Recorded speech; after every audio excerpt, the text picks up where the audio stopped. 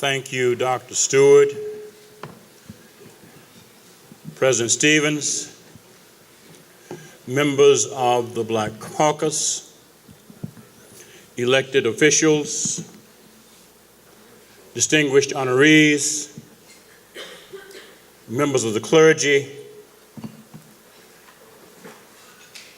guests from other jurisdictions, and I especially want to recognize Mayor Nutter and Mr. Smith, Mr. Bishop, and I want to also acknowledge anyone else I may have missed.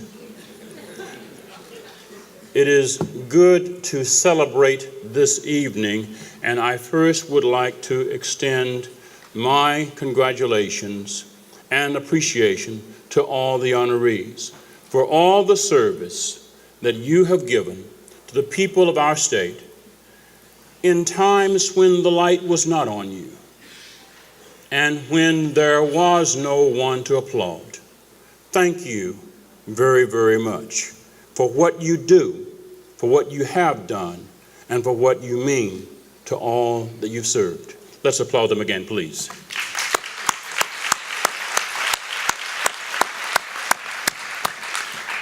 I have a very easy task that I hope to get straightly done. I want to give a keynote speech, and then I want to beat you leaving the room. I am also a preacher, and one of the rules of preaching is don't be the last one out of the church. I want to talk about saving justice and our unfinished business. Saving justice, our unfinished business.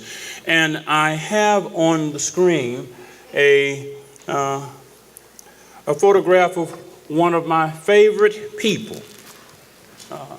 If you change the slide, please. One of my favorite people, Frederick Douglass, who said many years ago, there is no Negro problem. The problem is whether the American people have patriotism enough, honor enough, loyalty enough to live up to their own Constitution.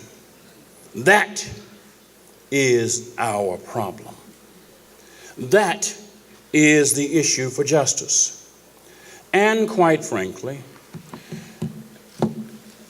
another person I think is very, very significant is Michael Eric Dyson, who made another statement.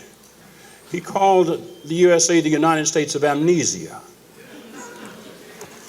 The United States of Amnesia.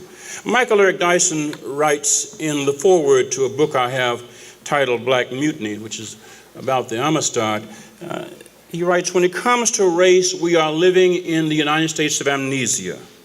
America cannot solve its race problem because it cannot afford to remember what it has been through, or more correctly, what it has made its black citizens endure.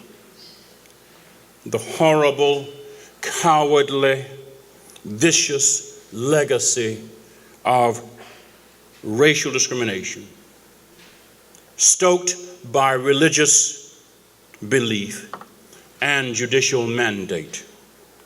The willed forgetfulness of our racial past continues to trip us. The United States of amnesia. The issues are twofold. Due process and equal protection, stated very succinctly in our Constitution, the 14th Amendment. No state shall deprive any person of life, liberty, or property without due process of law, nor deny to any person within its jurisdiction the equal protections of the laws. That's in the Constitution. That's in our text. The Constitution is our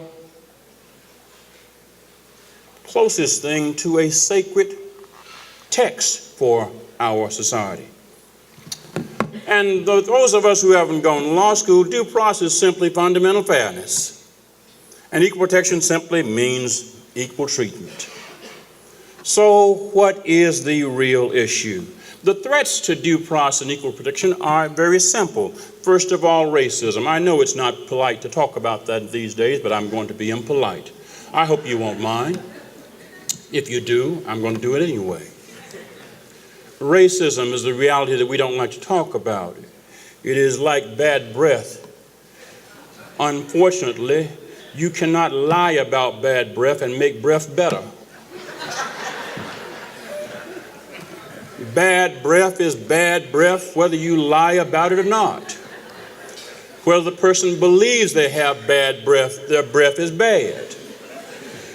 They may feel good with bad breath, but their breath is still bad.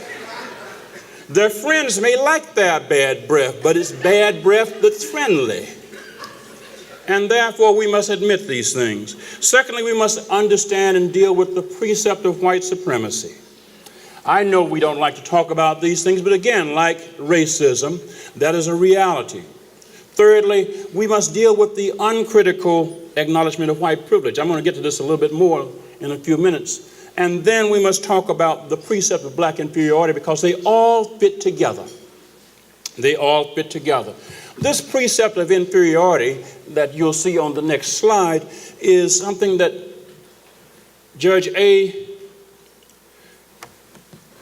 Leon Higginbotham, who I think should have been the person that was placed on the Supreme Court after Justice Thurgood Marshall instead of the current occupant.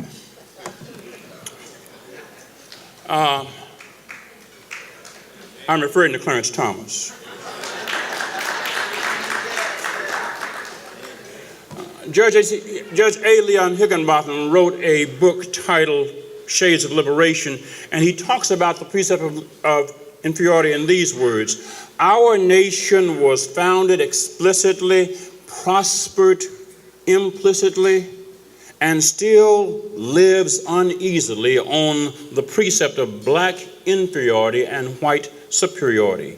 Indeed, that precept helped legitimize slavery and justify the segregation of African Americans after slavery had been abolished. Well, in 1857, that precept of inferiority reared its head in that infamous case of Dred Scott versus Sanford. You recall Dred Scott versus Sanford, the case in which Chief Justice Roger B. Taney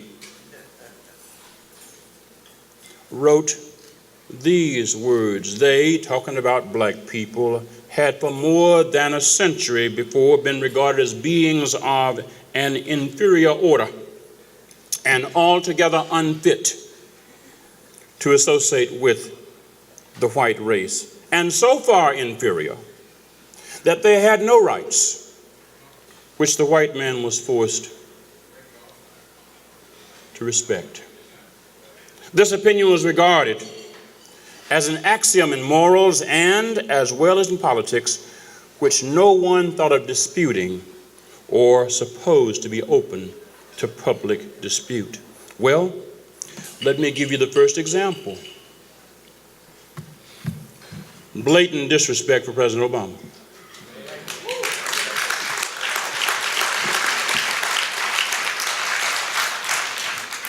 I know that that's not something people like to talk about, but because you invited me and because you happen to know my resume, you know I don't mince words. Here it goes. I am 63 years old. I have yet to know of a time in Arkansas history when politicians from Arkansas actually passed a law prohibiting state officials from finding out how to provide services to Arkansans about health care until Barack Obama pushed through the Affordable Care Act. And now in this state, it is illegal for folks who are supposed to tell people about social services to tell them about social service, about health care. And some of these people call themselves people of faith. It would make you want to go to not where they go when they die.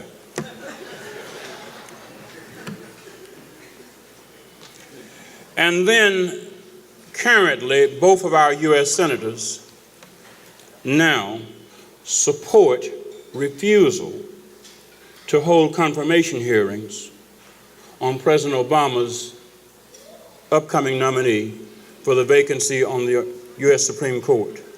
Now, let me be very clear. President Obama has a constitutional duty. He has a sworn obligation to nominate a person to succeed Anthony Scalia. That is his sworn duty. That was part of his oath of office. It would be dereliction of duty if he did not nominate someone.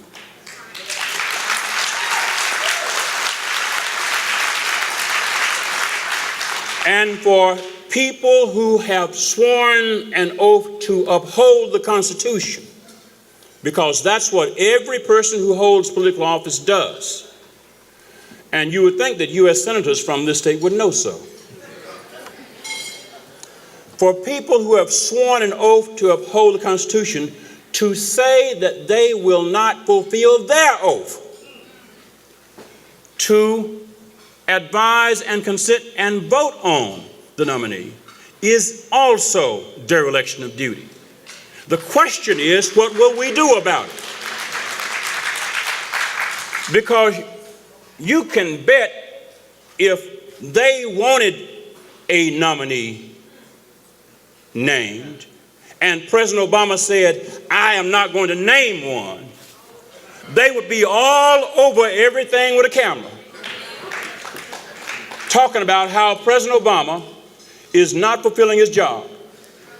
So we ought to be all over somebody's camera saying they're not fulfilling their job.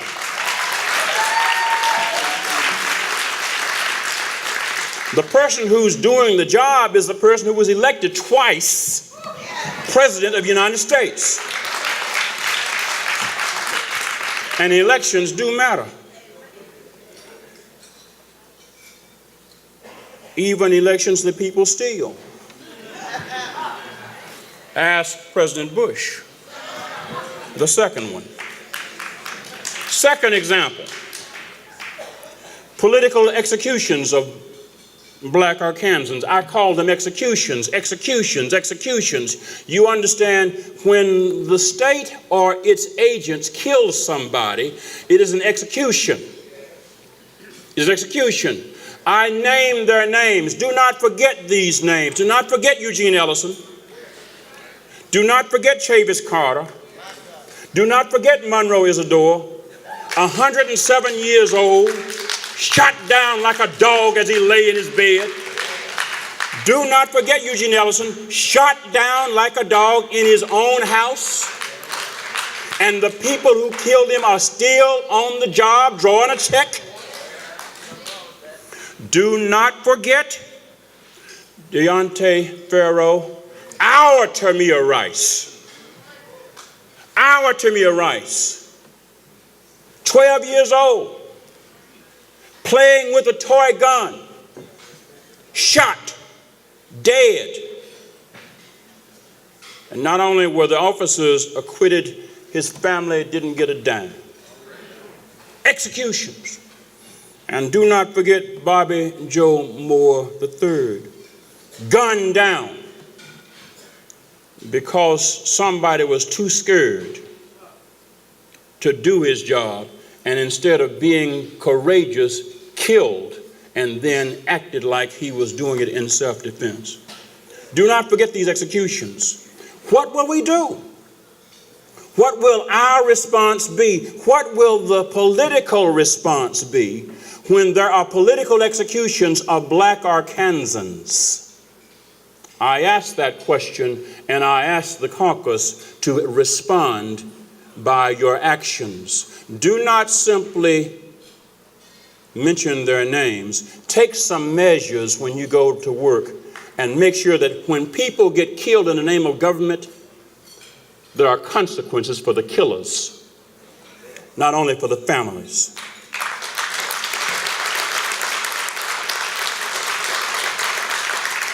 And then there is the example of political violence against voting rights. I said political violence against voting rights. My friend Judge Humphrey read my notes. In case you missed it, here's what happened to voters last year. The majority white and unelected State Board of Education dissolved the majority black and democratically elected Little Rock School District Board, which was committed to racial equality for all students, on January 28, 2015. And in case you missed it, then the unelected majority white State Board of Education retained and paid off with Little Rock School District money a black superintendent named Dexter Suggs. I will call his name and dare him to sue me because he did it.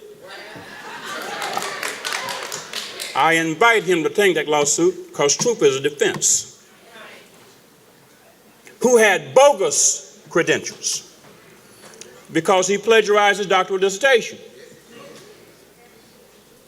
But the unelected school board hired him and then paid him off after they fired him for cheating.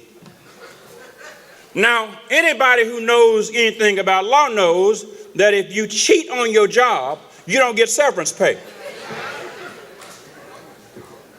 But only under the notion of the rightness of whiteness can you pay off somebody with bogus credentials, with state money, after you have thrown out elected people and then claim to have been doing good government.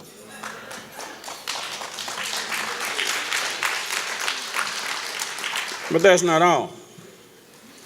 In case you missed it, after they did that, then the unelected State Board of Education hired and installed a white person with no credentials.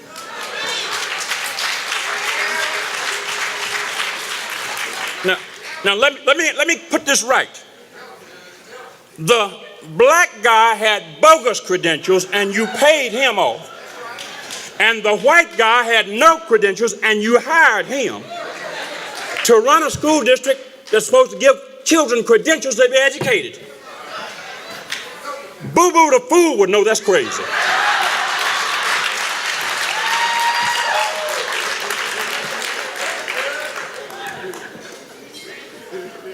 Now, that's funny, but that's a takeover. That is a takeover. That is what you call tyranny. That is taking over a government. A school district is a governmental entity. And the question is, what will people in government do about tyrannical government over the biggest black majority school district in this state? And I'm still waiting to see. I don't want to hear any more about kumbaya moments. I am not impressed with folks telling me how much they love I Have a Dream speeches. The biggest school district in this state was taken over and then was robbed, which is what you do when you take money and give it to somebody who doesn't deserve it.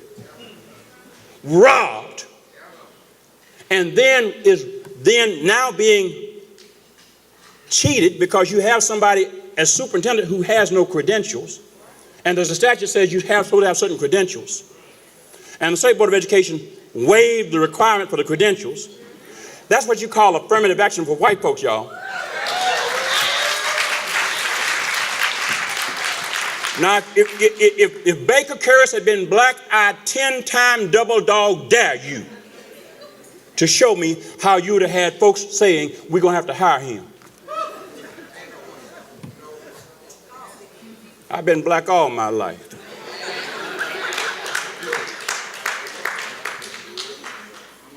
And now, the uncredentialed white superintendent, Mr. Curris, is shifting Little Rock School District funds to buy a building in West Little Rock for a new high school aimed at attracting white students who have left the school district. Excuse me, we have school buildings in Little Rock now with majority black and brown and poor white students that have poor ventilation, poor lighting, inadequate facilities,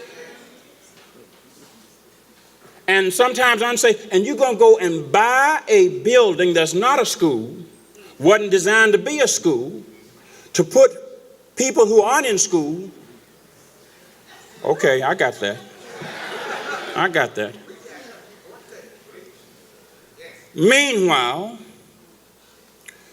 the beat goes on. So that's why I call the threats to justice, threat to due process. Remember what I said? Racism, precept of white superiority, supremacy. You understand the rightness of whiteness. Unacknowledged, uncritical acceptance of white privilege. If we do it, it's got to be right. And we dare you to say otherwise. And then the precept of black inferiority. The majority black district can't run itself. We have to do it for you. It's called paternalism.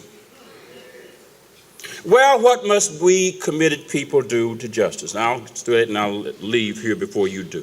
First of all, we have to shift from accommodation, getting along, to liberation, fighting and righting wrongs. I am not about accommodation.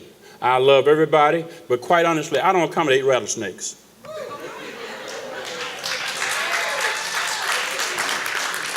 I don't accommodate rattlesnakes, okay?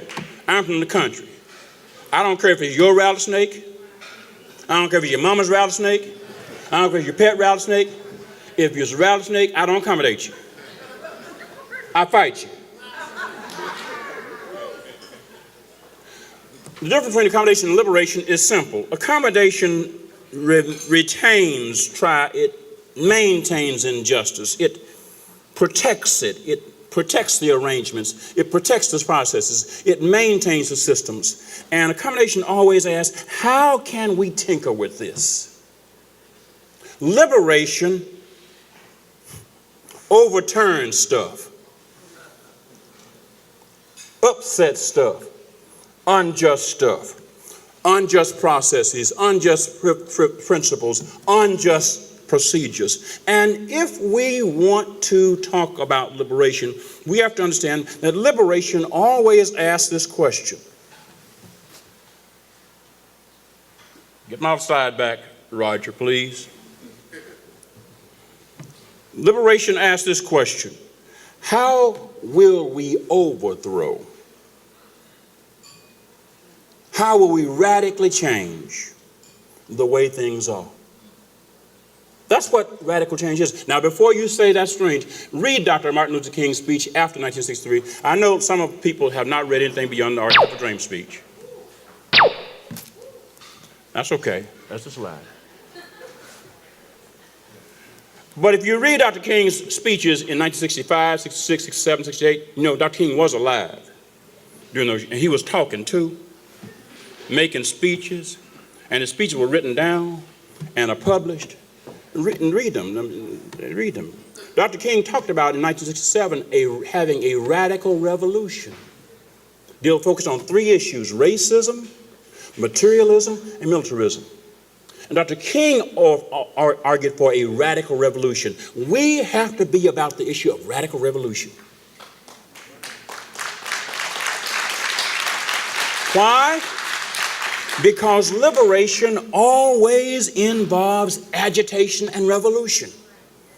Agitation requires dissent. Agitation involves saying, I am not going along with this.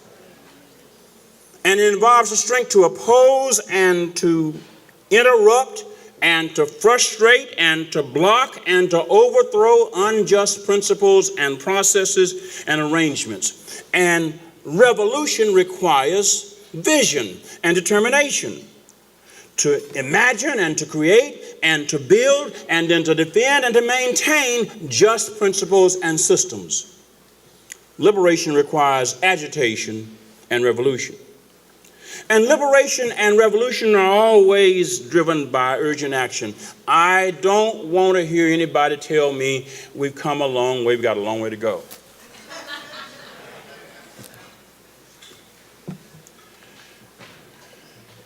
Distance, as we learned in grade school, mathematics, equals rate of speed traveled multiplied by the quantity of time in which one travels. Distance can be spanned in different measures of time, depending on how fast one is prepared to travel. And so a long way to go is only a long way to go. It is not a long time getting a long way. Hello? I learned that in grade school. You don't have to take a long time to go a long way if you want to get somewhere. But if you don't want to get somewhere, you take as long as you want to make sure you don't get there any sooner than you have to, because you never wanted to get there in the first place.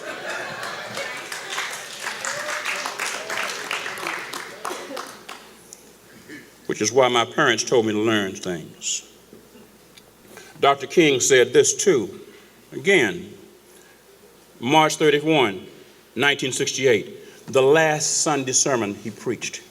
Human progress never rolls in on the wheels of inevitability. It comes through the tireless efforts and the persistent work of dedicated individuals who are willing to be co-workers with God.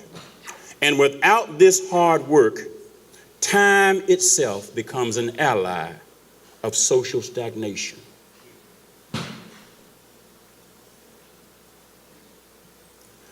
I do not want anybody telling me about we've come a long way and we got a long way to go. I want to know how fast you want to work with me to get the long way traveled. And if you don't want to, then stay out of my face. Lastly, I've given you a King quote. I got to give you a Kennedy quote. This is not one of the Kennedy quotes you've heard before. It's not asked what your country can do for you. This is a quote you haven't heard before. John Kennedy, March 1962. Those who make peaceful revolution impossible will make violent revolution inevitable.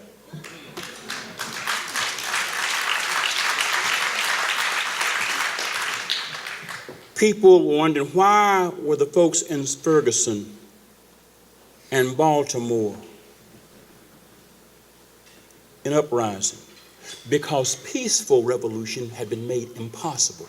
They'd been complaining in Ferguson about all of the ways that system had working for years, and nobody listened to them. Then Mike Brown was shot down, executed. And all of a sudden, peaceful revolution was no longer possible. My friends, I hope we will not make violent revolution in Arkansas inevitable, because people have made peaceful revolution impossible.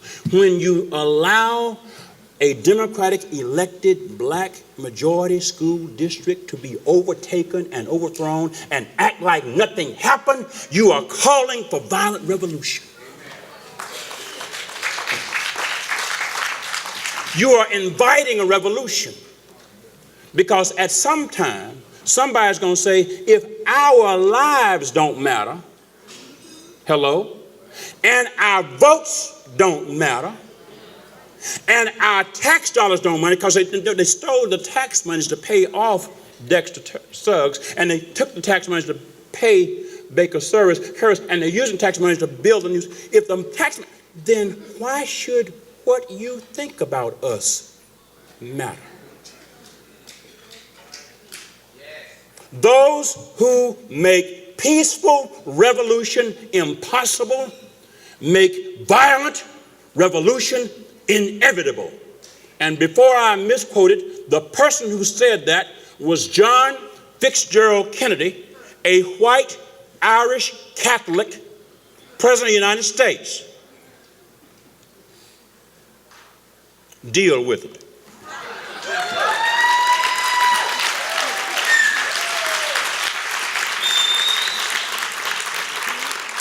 So the last thing I'll leave you with is a question. Preachers and judges ask questions. And the question is, are you involved in accommodation or liberation? Are you involved in accommodation, liberation? And I brought a friend to talk to us about that. Cue the clip, Roger, please. Thank y'all for listening to me.